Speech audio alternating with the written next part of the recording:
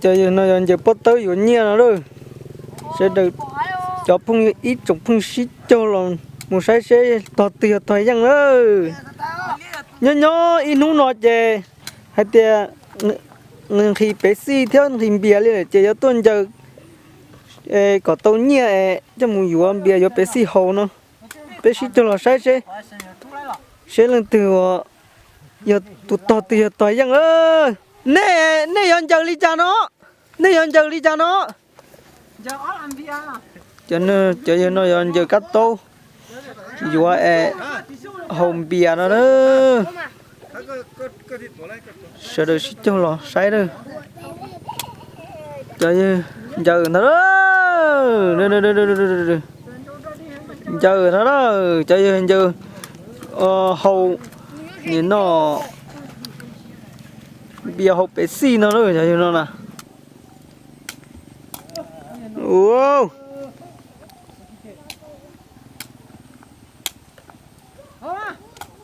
ơi vô ta đi lụ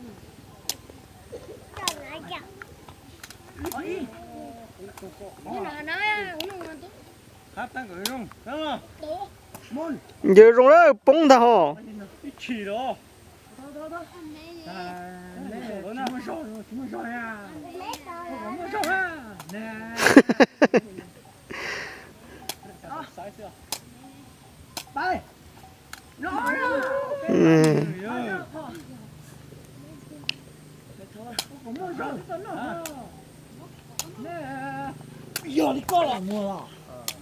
ô to nữa ừ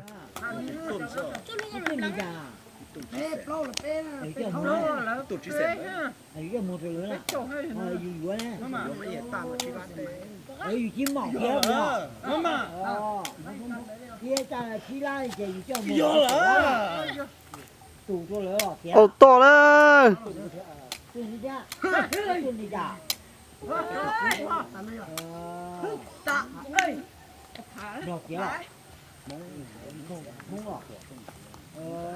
dăng nó này to nè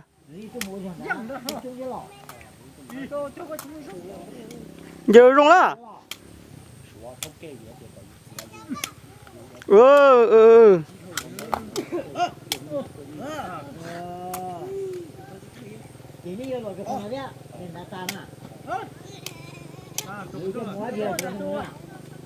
ôi yo rung tiêu luôn dùng nè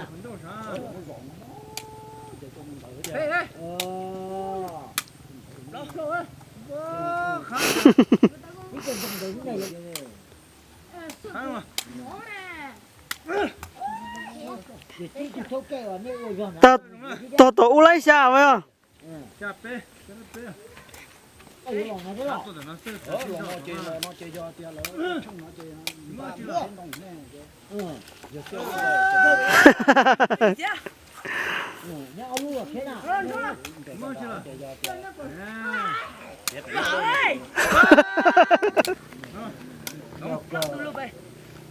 chơi nó rung nó đó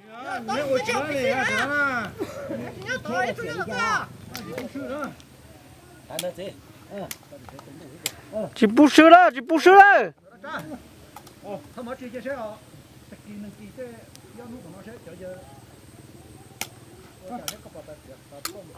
chỉ bút sữa đó chỉ bút sữa ao rồi nè nè to là cái răng đó lấy đi trà là nè to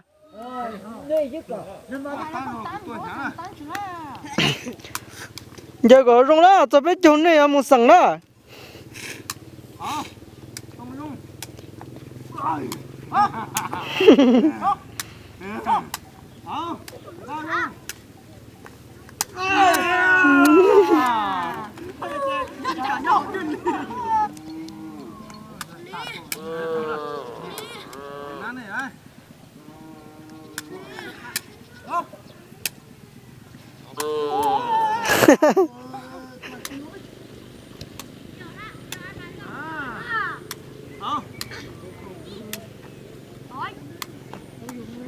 Không răng mà có không nữa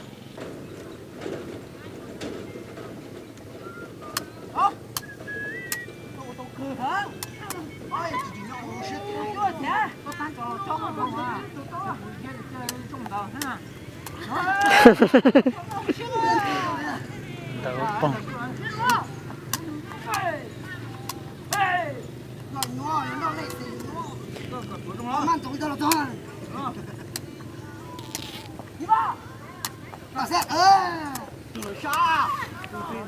Plau trâu rồi đó, plau trâu rồi đó, vào trong đó sẽ tụt tiền nó đó.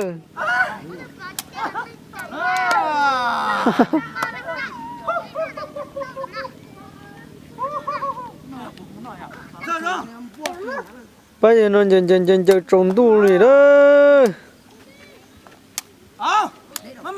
Trồng tu này của ấy. Chỉ một túi dân tu sư đi thôi.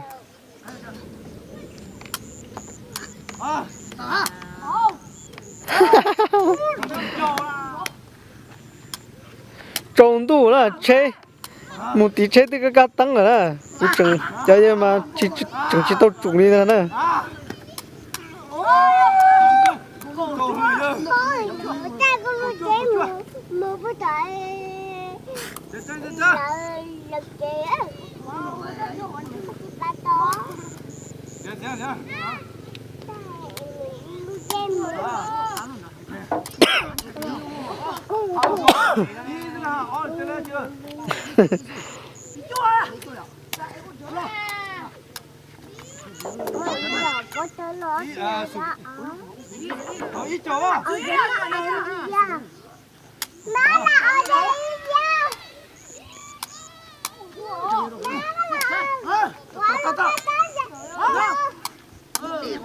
Ôi giời.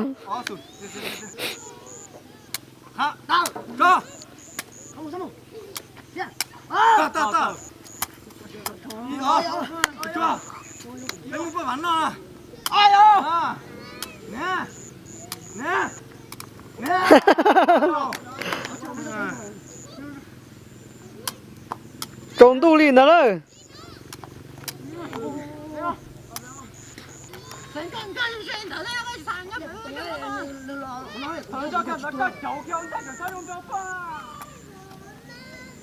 Trồng tu lìn rồi trời ơi, trồng xe rồi, cút thay chỉ lấy này rồi.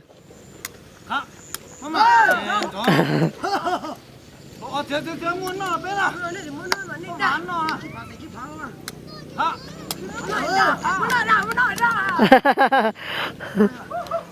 Lột thổ đó. Chuyện lưu thôi đó.